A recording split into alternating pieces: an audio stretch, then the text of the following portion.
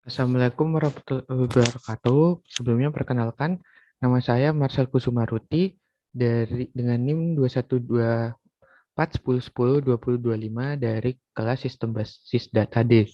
Di sini saya akan menjelaskan mengenai tugas yang telah diberikan pada modul 3. Nah, di sini tugas pertama yaitu implementasikan ERD laboratorium secara lengkap. Di mana kita memiliki ERD-nya pada ini merupakan ERD laboratorium.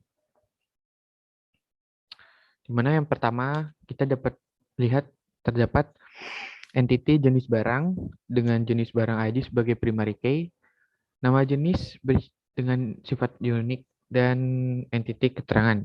Lalu kita tulis di programnya, kita tulis seperti ini, di mana create table jenis barang ID, small serial primary key, di mana jenis barang ID bertipe data small serial dan sebagai primary key. Lalu atribut nama jenis dengan tipe data varchar, dan di situ saya tulis 50 karena bahwa nanti yang dimasukkan tidak boleh lebih dari 50 karakter. Lalu not null unique, di mana not null sendiri berarti kita wajib mengisi dan tidak boleh sampai kosong dengan sifat unik. Dan seperti pada ERD yang telah tersedia, di mana nama jenis memiliki simbol U yang berarti unik. Lalu ada atribut keterangan teks. Lalu selanjutnya ada entity barang. Dapat kita lihat entity barang sendiri memiliki atribut 6 jenis atribut, yaitu barang ID sebagai primary key, nomor seri sebagai dengan sifat unik, dan deskripsi, lab ID, jenis barang ID, di mana lab ID dan jenis barang ID sebagai foreign key. Dapat kita tulis seperti ini. Table barang ID, small serial, primary key, nomor seri, varchar 50, not null, unique, seperti pada ERD yang tersedia.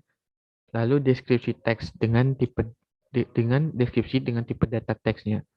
Lalu jenis barang ID, small serial, not null, di mana jenis barang ID ini berfungsi sebagai foreign key dan lab ID begitu pula sebagai foreign key. Dapat kita lihat di sini pada ERD bahwa lab ID merupakan atribut dari entity lab dan jenis barang ID merupakan atribut dari jenis barang, di mana keduanya merupakan primary key. Lalu dari sini kita selanjutnya bisa kita tulis dengan alter table, di mana pada alter table barang dengan add constraint FK jenis barang, maksudnya adalah dari entity jenis barang dan foreign key-nya jenis barang ID dan reference jenis barang ID dalam kurung jenis barang ID, di mana jenis barang merupakan entity seperti pada RD, jenis barang entity dan jenis barang ID sebagai atribut dari jenis barang. Lalu kita tulis selanjutnya yaitu alter table barang lagi dengan add constraint FK lab, foreign key lab ID, reference lab ID. Sama juga dengan jenis barang tadi, di mana foreign key lab ID merupakan foreign key dari constraint dari reference lab ID, di mana lab ini merupakan entity dengan lab ID-nya sebagai atribut. Mengapa kita menulis alter table pada barang terdapat 2 alter table? Dikarenakan barang terhubung dengan 2 entity yang berbeda. Lalu selanjutnya kita lihat ke entity lain, entity lab.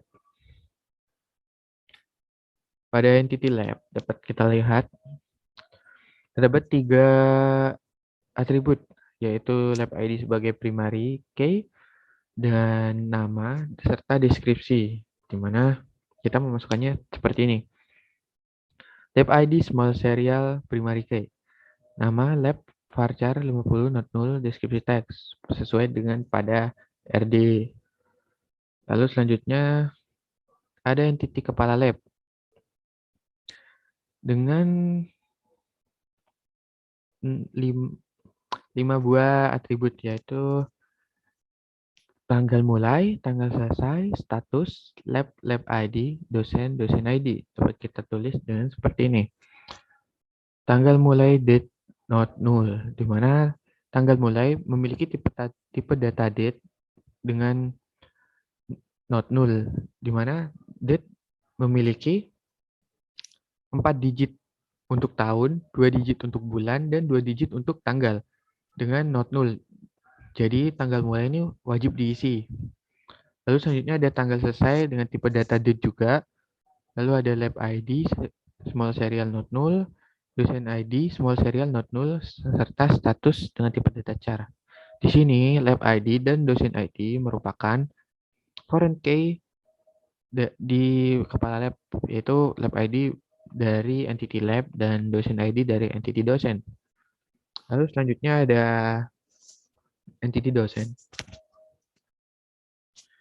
Pada entity dosen dapat kita lihat dengan ada atribut 3 biji, yaitu dosen ID, NIP, dan nama, di mana dosen ID sebagai primary key.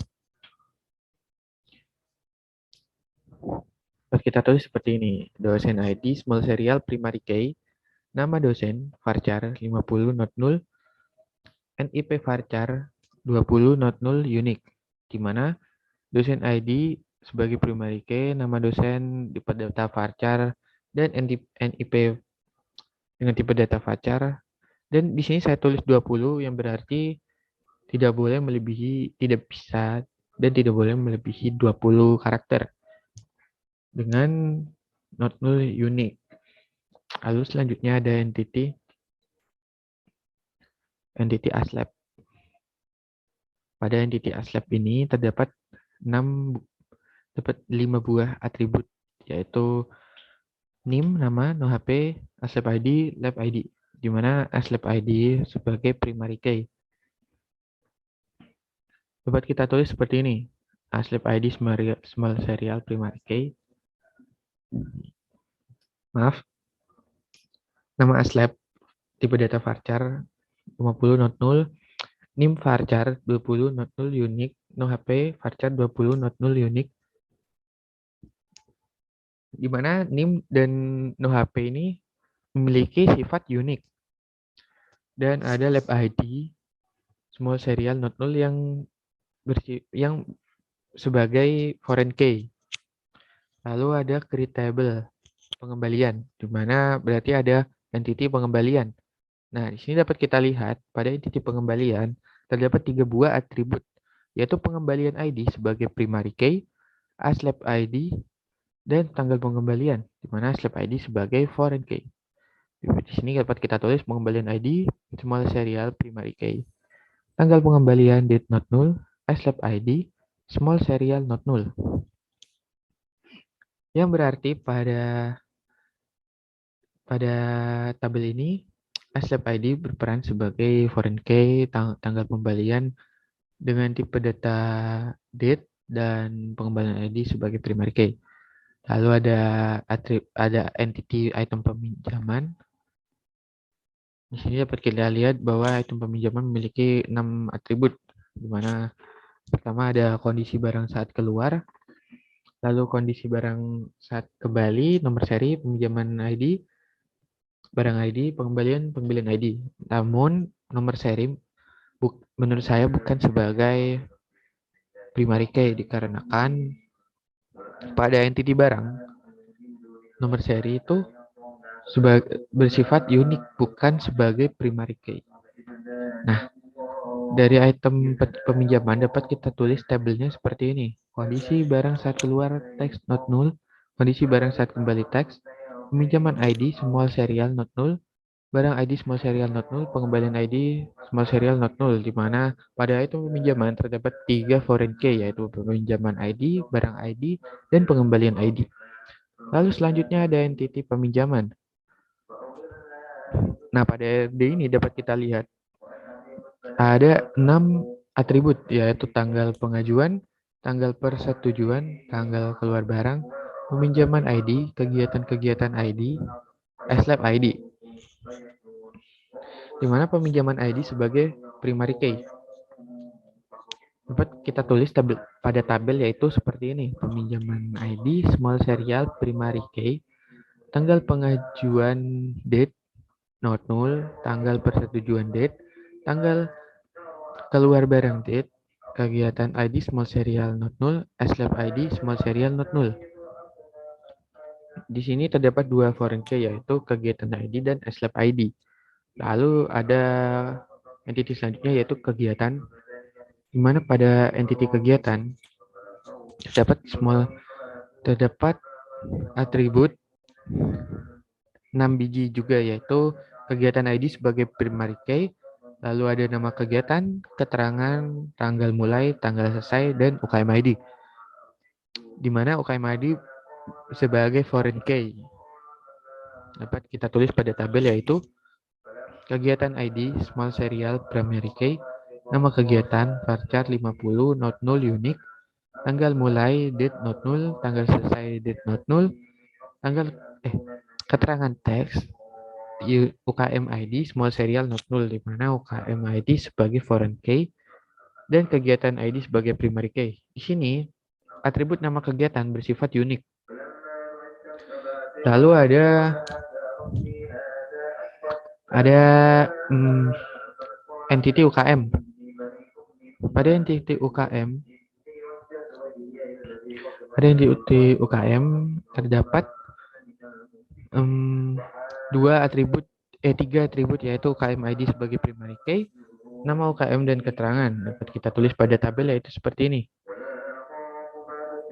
UKM ID small serial primary key, nama UKM varchar 50, not null, unique, keterangan teks, dan dapat kita ketahui pada entity UKM sendiri, UKM ID sebagai primary key. Lalu, sebentar.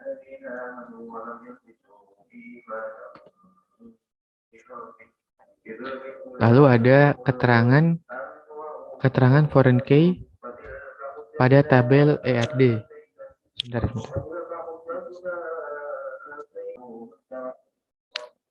Lalu selanjutnya ada keterangan foreign key pada tabel ERD, di mana yang pertama ada alter table barang seperti yang sudah dijelaskan tadi, dan ini akan sama dengan entity di bawahnya, entity yang lain yang tertulis pada alter table, di mana alter table kepala lab dengan add constraint fklab, foreign key lab ID, reference lab ID. Maksudnya kita lihat pada ERD. Nah, di sini kepala lab memiliki foreign key lab ID dan dosen ID.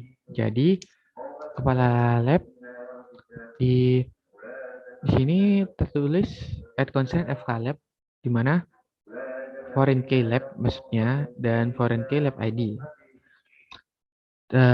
Di sini dapat kita tahu lab ID merupakan atribut dari entity lab.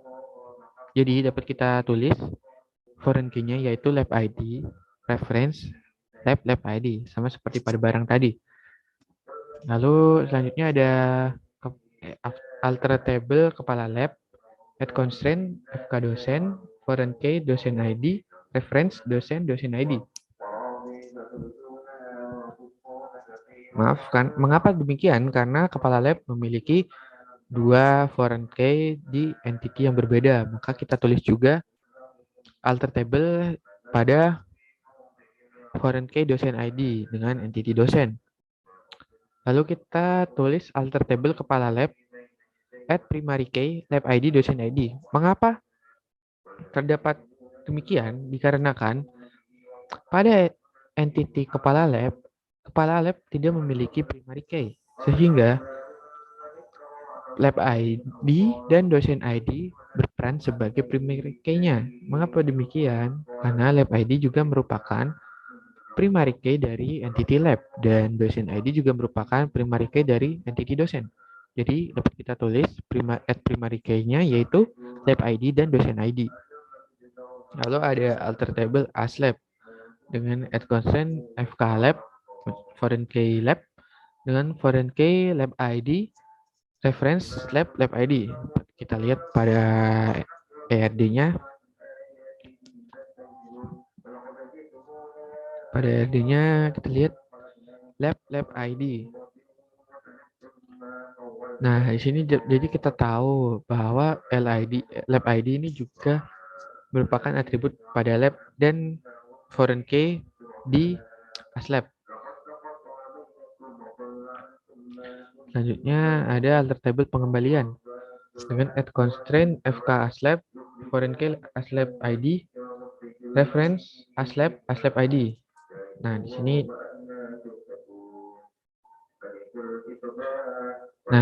di sini kita tahu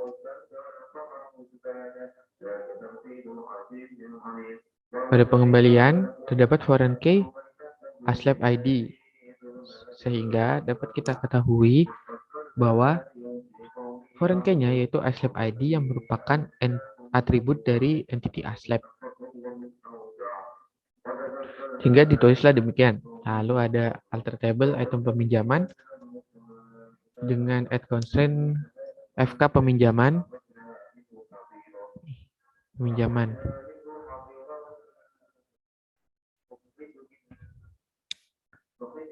Lalu ada foreign key-nya yaitu peminjaman ID serta reference peminjaman ID. Di sini dapat kita ketahui bahwa foreign key-nya ada peminjaman ID nih. Peminjaman ID yang memiliki entity peminjaman dengan atribut peminjaman ID. Lalu ada item alter table item peminjaman, add constraint, fk barang, foreign key barang ID, reference barang ID. Lalu selanjutnya ada alter table item peminjaman, fk pengembalian, foreign key pengembalian ID, reference pengembalian ID. Di sini terdapat 3 alter table untuk entity item peminjaman dikarenakan pada item peminjaman terdapat 3 buah entity yang berbeda, yaitu ada entity barang, entity pengembalian, dan entity peminjaman. Lalu selanjutnya kita tulis dengan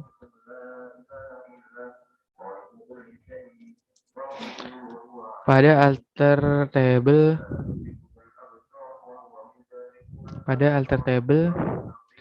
entity peminjaman dapat kita tulis add constraint fk kegiatan, foreign key kegiatan ID, reference kegiatan ID. Di sini dapat kita lihat bahwa peminjaman memiliki 2 foreign key, yaitu pada entity kegiatan dan entity aslab. Jadi seharusnya ada 2 alter table. Nah, benar saja di sini ada alter table lagi, yaitu pada peminjaman dengan add constraint fk aslab, foreign key aslab ID, reference aslab ID. Dikarenakan memiliki 2 entity yang berbeda. Lalu ada alter table kegiatan. Kegiatan sendiri memiliki 1 foreign key saja yaitu UKM ID yang merupakan atribut dari UKM, sehingga dapat kita tulis dengan add constraint fk UKM, foreign key UKM ID, reference UKM ID. Lalu di soal berikutnya, nah di sini pada tabel persimpangan detail peminjaman untuk primary key berdasarkan di mana foreign key dan tabel dan dijadikan primary key. Nah, maksudnya di situ adalah pada entity item peminjaman tidak memiliki primary key dikarenakan nomor seri itu bukan merupakan primary key-nya, karena nomor seri merupakan atribut dari barang dengan sifat unik, bukan sebagai primary key.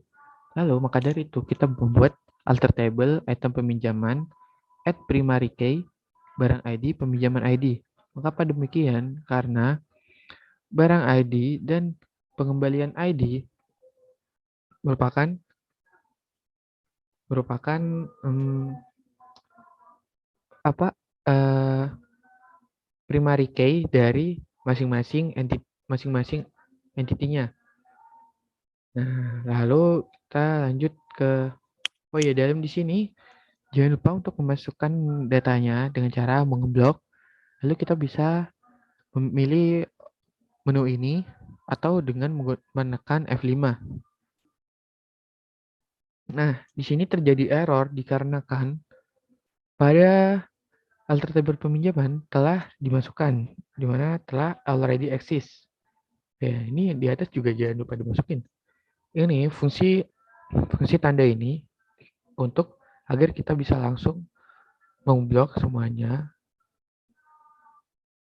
Blok seperti ini. Lalu kita jalankan. Nah, di sini udah pada eksis semua ya. Lalu untuk pembuatan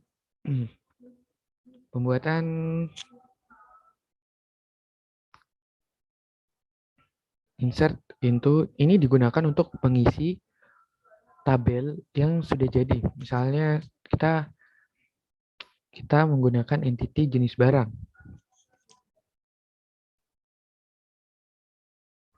Saya udah nyediain. Nah, di sini menggunakan select bintang from lalu jenis barang. Nah, kita bisa menjalankan menggunakan F5. Nah, di sini dapat kita ketahui bahwa di sini terdapat keyboard, papan, dan meja. Nah, untuk pengisian jenis barang, nama jenis, dan keterangan itu berada pada tabel pada insert into jenis barang, nama jenis, dan keterangan. Di mana nama jenis itu sifatnya not null. Jadi wajib untuk diisi. Dan kita isi keyboard, papan, dan meja. Nah, untuk seperti ini. Maaf, lalu kita lanjut. Kita bisa menjalankan pada entity pada insert yang telah tertulis seperti ini. Untuk lebih mudahnya, kita bisa memasukkan daftar entity pada Scratchpad.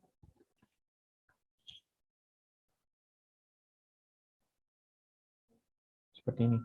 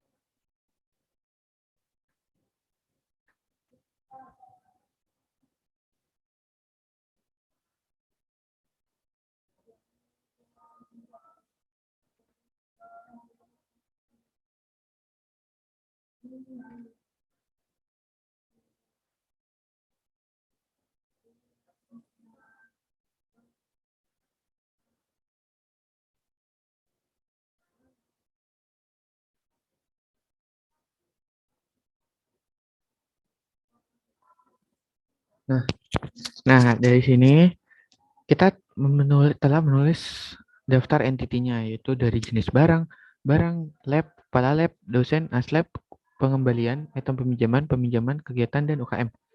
Di mana terdapat 11 entity.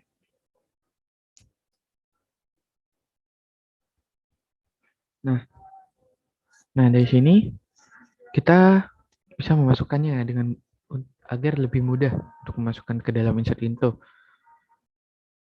Insert into dimana kita menuliskan entity-nya dan dalam kurung atribut yang wajib untuk dimasukkan dan tidak wajib juga tidak apa-apa untuk dimasukkan.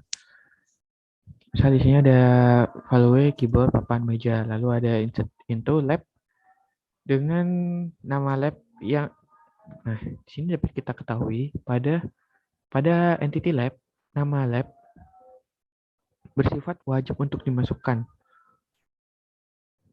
Nih, lab not null. Jadi kita harus memasukkannya.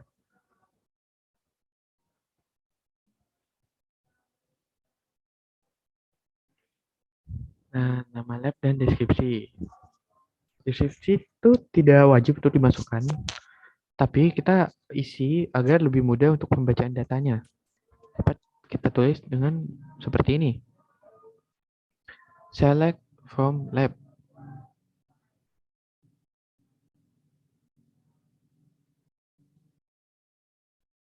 Nah, akan muncul seperti ini, di mana saya memiliki 3 kolom lab, nama lab. Yang pertama lab GIS, lab berisi mengenai sistem informasi geografis.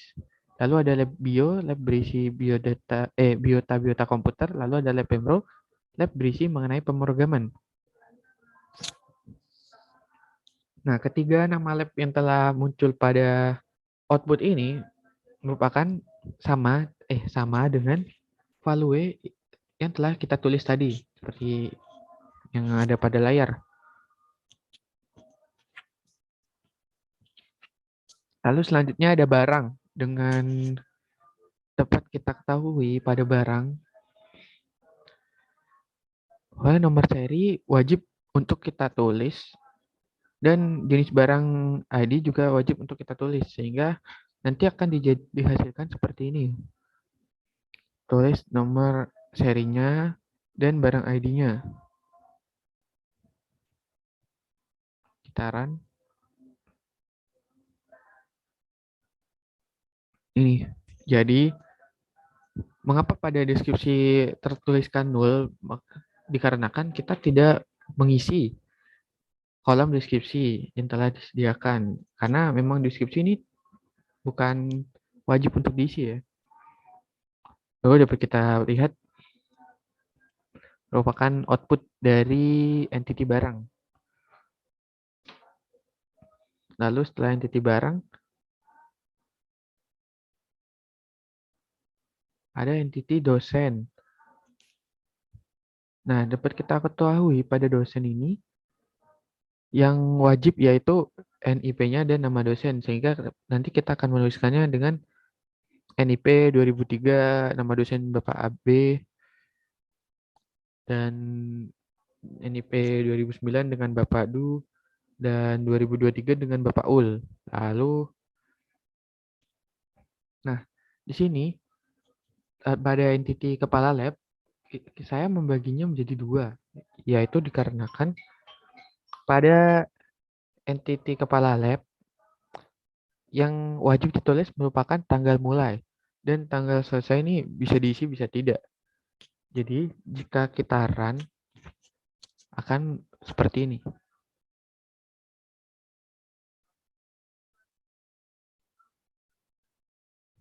Seperti ini. Nah, ini sesuai dengan insert into yang telah ada, di mana tanggal mulai 2019 5/23 dengan tanggal selesai 2019 6/12, dengan tanggal selesai tanggal mulai yang kedua yaitu 2020 bulan 2 tanggal 5, dan tanggal selesai 2020 bulan 2 tanggal 29. Dan pada kolom ketiga hanya tertera tanggal mulai saja dan tidak ada tanggal selesai, dikarenakan kita telah membedakan yang pada kepala lab yang pertama kita tulis juga tanggal selesainya, namun pada kepala lab yang kedua kita tidak masukkan tanggal selesainya.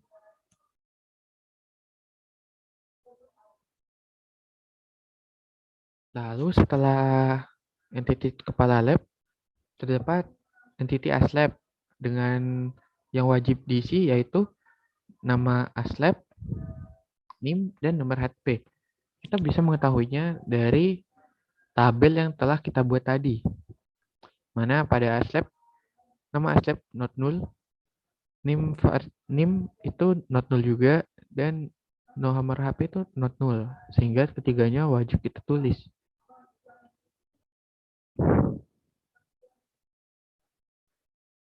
Mana tadi?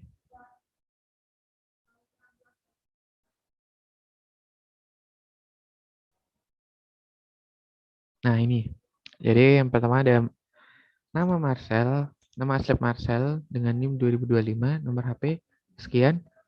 Lalu ada nama Aslep Winda, NIM 2098, nomor HP sekian. Ada nama Aslep Basudara, NIM sekian, nomor HP sekian. Lalu selanjutnya ada entiti pengembalian dengan tanggal pengembalian dan Aslep Adi yang wajib untuk ditulis. Nah, dapat kita ketahui dapat tanggalnya yaitu 2022 bulan 9 tanggal 22, Aslep ID 1, 2022 9 30 Aslep ID 2 dan 2022 bulan 10 tanggal 11 Aslep ID 3. Lalu ada UKM, entity UKM. Nah, kita bisa memasukkannya dengan seperti select from tadi.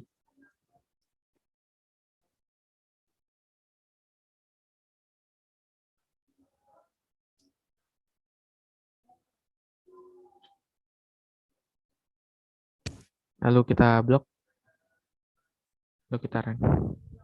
Nah, sini jadi kita tahu pada entity UKM dapat output yang dihasilkan yaitu begini. Di mana nama UKM Patsu, keterangan paduan suara, binari, jurnalistik, dan omaco olahraga.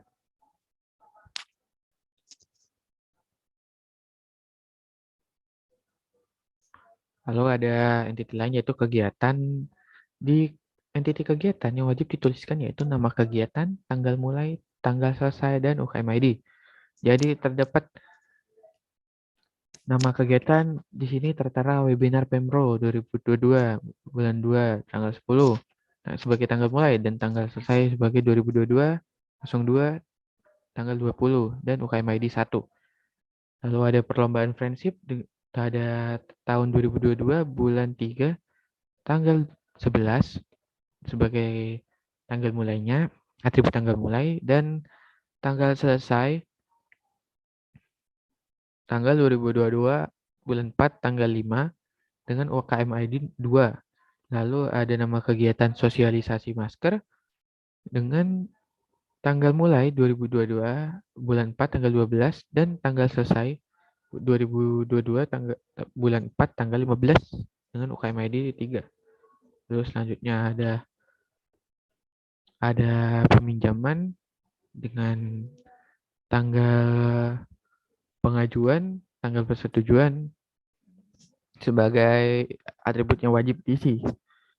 Sehingga akan dihasilkan, sehingga harus kita tulis seperti pada gambar. Lalu selanjutnya ada item peminjaman dengan atribut yang wajib diisi yaitu kondisi barang saat keluar dan kondisi barang saat kembali. Lalu kita isi dengan seperti ini.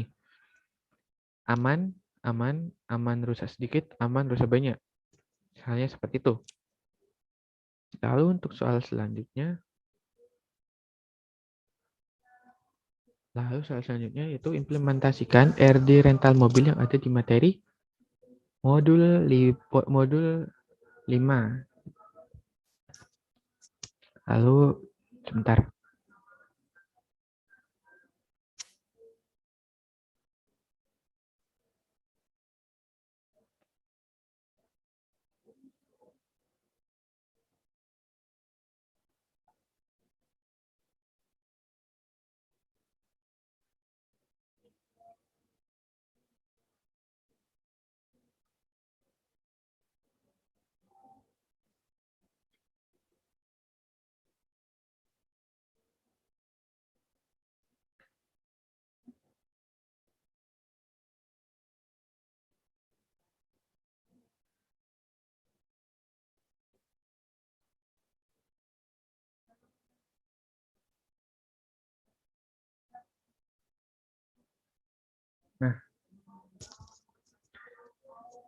Nah, pada modul 5 ini dapat kita ketahui pada soal latihan di mana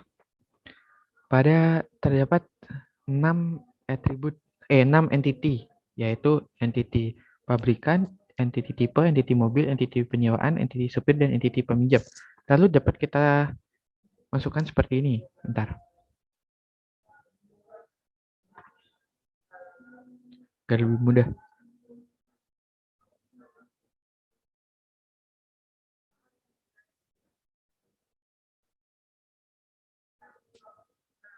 Nah, di sini dapat kita ketahui pada entity pabrikan memiliki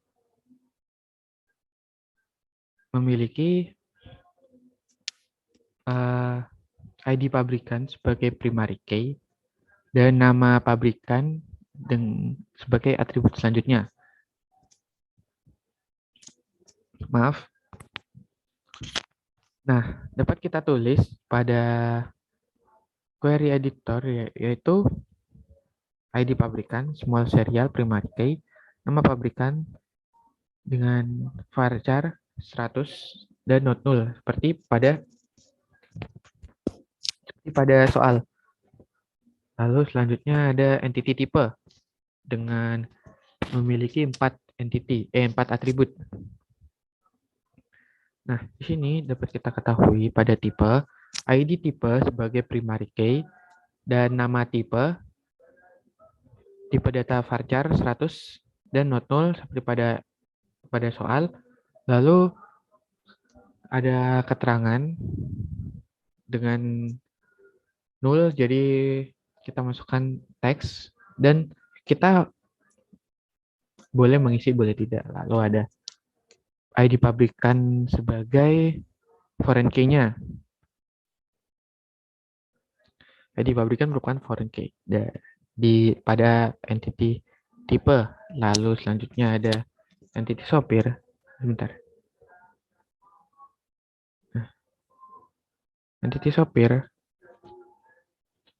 Di mana pada entity sopir terdapat ID sopir sebagai primary key-nya dan nama sopir, alamat, tarif harian, dan nomor telepon. Maka kita tuliskan seperti pada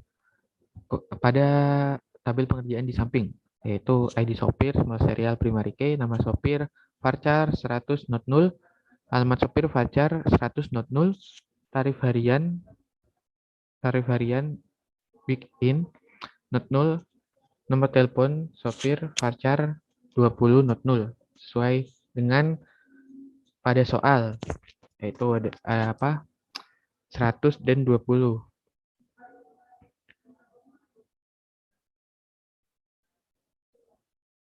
Nggak kelihatan.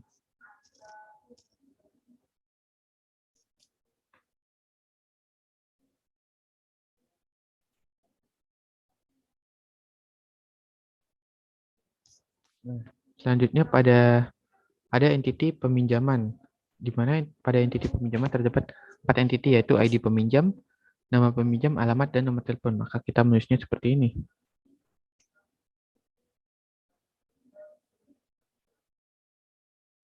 Bentar.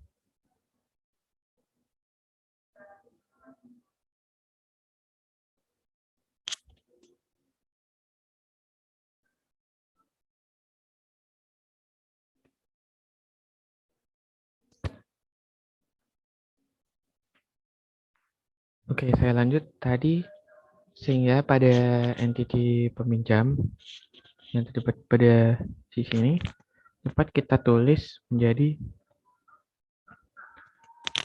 ID peminjam sebagai primary key, lalu ada nama peminjam, ada alamat, dan nomor telepon. Mana nama peminjam not null, alamat varchar not null, serta nomor telepon peminjam not null. Lalu selanjutnya ada entity mobil. Nah, di sini pada entity mobil integer ada ID mobil sebagai primary key, ada warna, tahun, harga sewa, harga beli, dan ID tipe sebagai foreign key. Maka kita tulis menjadi seperti ini. Ada ID mobil small serial primary key, warna mobil varchar 100 not null, tahun integer not null, harga sewa big in not null, harga beli big in not null, dan ID tipe small serial not null sebagai foreign key. Lalu ada entity yang terakhir, yaitu entity penyewaan. Di mana pada entity penyewaan sendiri, maaf, di mana pada entity penyewaan sendiri terdapat ID penyewaan sebagai primary key, ada atribut tanggal, hari sewa, tujuan, dan ID mobil, ID sopir, ID peminjam, di mana ketiganya berperan sebagai foreign key. Lalu kita tulis seperti ini. Lalu kita membuat relationship-nya, di mana alter table tipe, seperti yang telah kita buat di tugas pertama, di mana tipe memiliki foreign key ID pabrikan dengan pabrikan sebagai entitinya. Maka kita tulis tipe alter table tipe add constraint FK pabrikan, foreign key ID pabrikan, reference pabrikan, ID pabrikan. Lalu ada alter table mobil, di mana pada mobil terdapat foreign key ID tipe. Sehingga kita tulis add constraint-nya FK tipe, ada foreign key ID tipe, dan reference tipe ID tipe, di mana ID tipe merupakan atribut dari entity tipe. Lalu selanjutnya ada alter table penyewaan. Pada penyewaan sendiri terdapat tiga foreign key, di mana yang pertama kita tulis add constraint-nya FK mobil dengan foreign key ID mobil, reference mobil, ID mobil, di mana ID mobil merupakan atribut dari entity mobil. Lalu selanjutnya ada alter table penyewaan.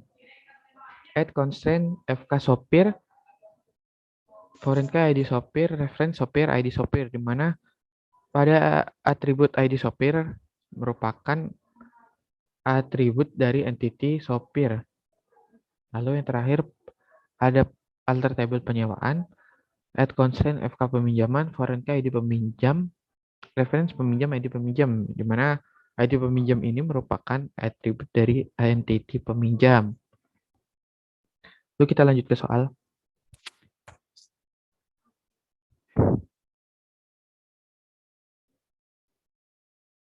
Pada soal, buatlah DDL untuk membuat ERD database sewa mobil dengan spesifikasi sebagai berikut. Semua tabel primary key announced yang dimulai dari nilai 1 dengan penambahan 1 jika ada baris data baru.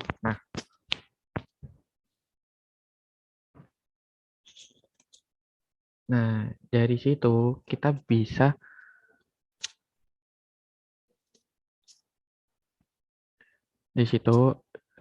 setelah kita memasukkan ini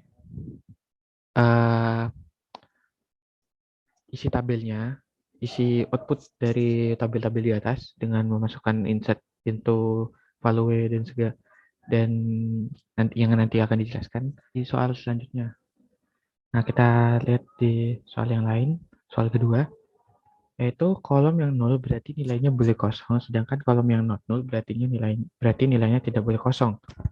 Nah, kita lihat di sini bahwa ID pabrikan itu not 0, nama pabrikan not 0, dan pada entity tipe semuanya not 0 atributnya, dan pada entity mobil juga semuanya not 0, dan pada sopir entity-nya juga semuanya not 0.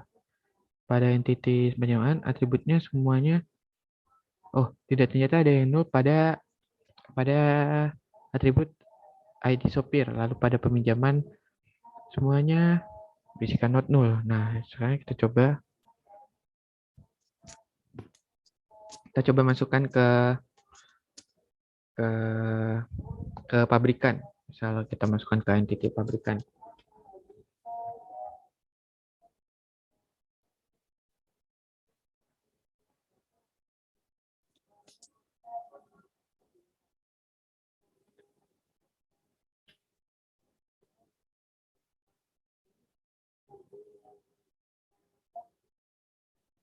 Nah, dapat kita ketahui pada kolom pabrikan semuanya terisi, jadi tidak ada yang nol. Dan begitu juga untuk tabel-tabel selanjutnya. Saya juga yakin bahwa pasti tabel-tabel selanjutnya juga berisikan not nol. Misalnya saja pada tabel tabel penyewaan, di mana terdapat tabel untuk 0, di mana kita bisa mengosonginya. Kita coba pada tabel penyewaan.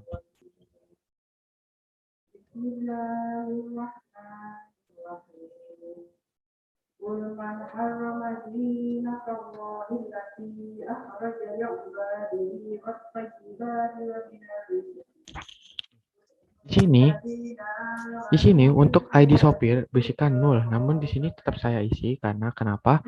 Karena untuk memudahkan pengisian data pada tabel penyewaan. Jadi di sini tidak ada yang kosong sehingga semuanya betul. Semuanya telah terisi. Lalu untuk soal selanjutnya, pada tabel tipe keterangan tidak diisi, maka default nilainya adalah string tanpa keterangan.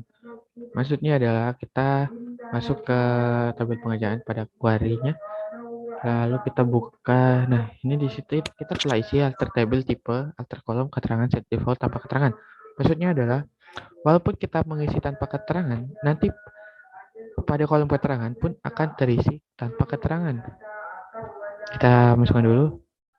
Nah, sudah soal selanjutnya yaitu pada tabel mobil, harga sewa mobil paling murah adalah 200.000 per hari, sedangkan yang paling mahal 600.000 per hari. Harga sewa yang di luar ring tersebut ditolak. Jadi kita masukkan pada alter table mobil, mana kita menggunakan add constraint cek mobil cek harga sewa lebih dari 199.900 dan harga sewa kurang dari 600.001, di mana kita menggunakan cek di sini untuk membatasi. Jadi jika kita memasukkan 109.008 itu maka tidak bisa, dan begitu juga jika kita memasukkan di atas 600.001. Misal kita masukkan pada mobil di sini. Ini kita ketahui harga sewanya yaitu 500.000. Jika kita mengubahnya ke 700.000, maka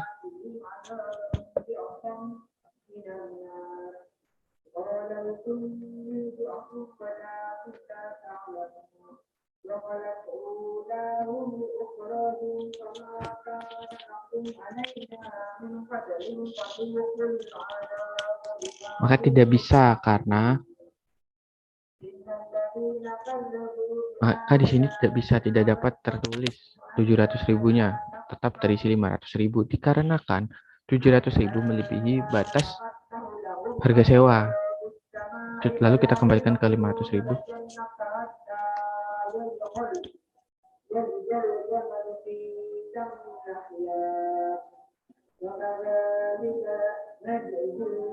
Di sini tertulis 500.000 lagi dikarenakan kita memang telah memasukkan 500.000-nya.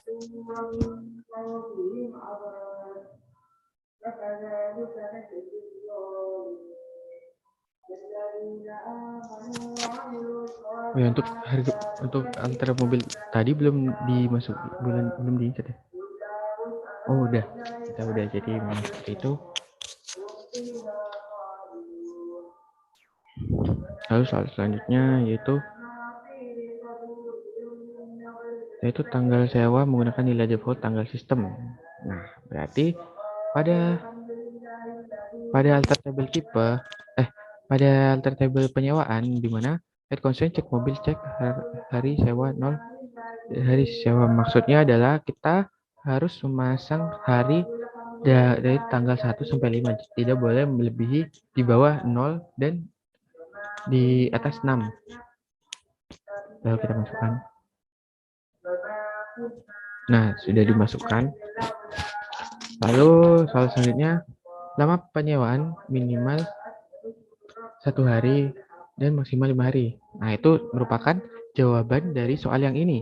Jika soal tanggal sewa menggunakan nilai default pada tanggal sistem, yaitu dengan alter table penyewaan dan alter kolom tanggal set default now. Maksudnya now di sini adalah kita saat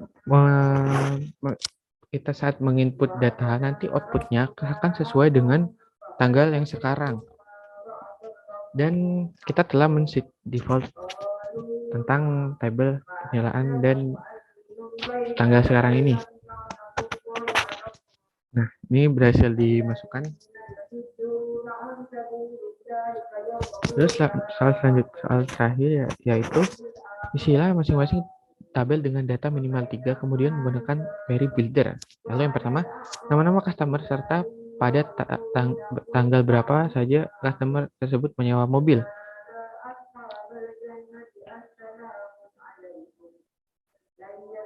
Nah, di sini dapat kita ketahui, maksudnya di sini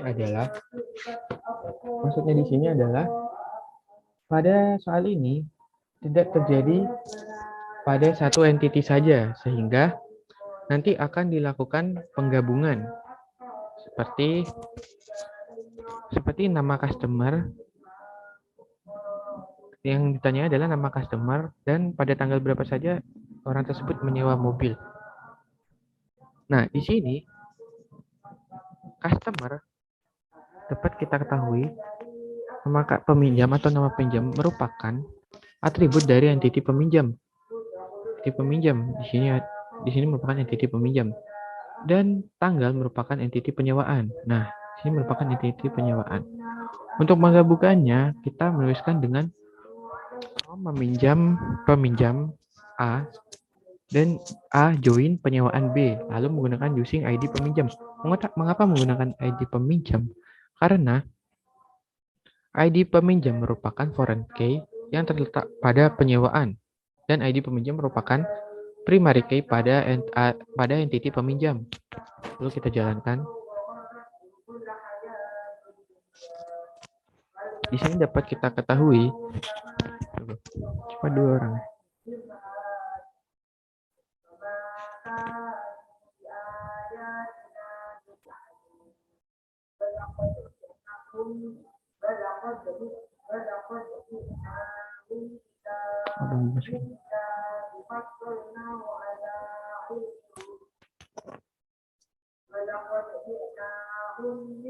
Nah, coba kita jalanin lagi.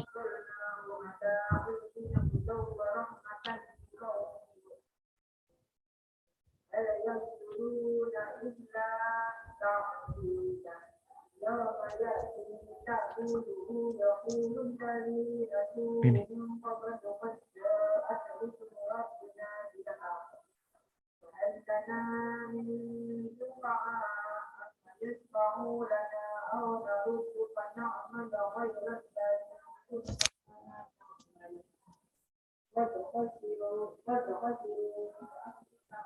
Nah, setelah kita jalankan, seperti tadi, jadi kita bisa mengetahui bahwa Ani dan Arif merupakan nama peminjam dan tanggalnya telah tersedia. Tanggal 2022 bulan 3 tahun 2000 pada tanggal 22.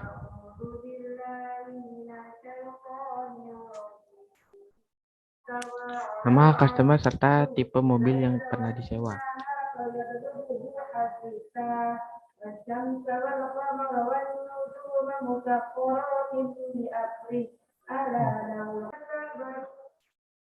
Lalu untuk soal selanjutnya adalah nama customer serta tipe mobil yang pernah disewa. Caranya sama seperti tadi, syarat A nama peminjam, nama tipe, dikarenakan nama peminjam merupakan atribut dari peminjam dan nama tipe merupakan atribut dari penyewaan.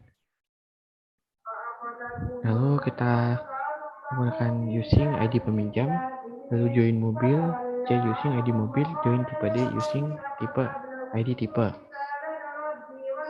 Nah, jadi dapat kita ketahui bahwa Ani menaiki mobil Toyota Innova dan Arif menaiki Honda Civic. Lalu soal yang terakhir, nama-nama sopir serta nama customer yang pernah disopiri. Di sini kita dapat mencarinya dengan select A, nama peminjam, nama sopir, dan from peminjaman A join penyewaan B. Mengapa menggunakan peminjaman? Karena nama peminjam merupakan atribut dari entity peminjam dan nama sopir merupakan atribut dari entity penyewaan. Using ID peminjam Join sopir C using ID sopir. Nah, jadi dapat kita ketahui bahwa nama peminjam Ani dengan sopir Pai dan nama peminjam Arif pada sopir Jo. Nah, begitulah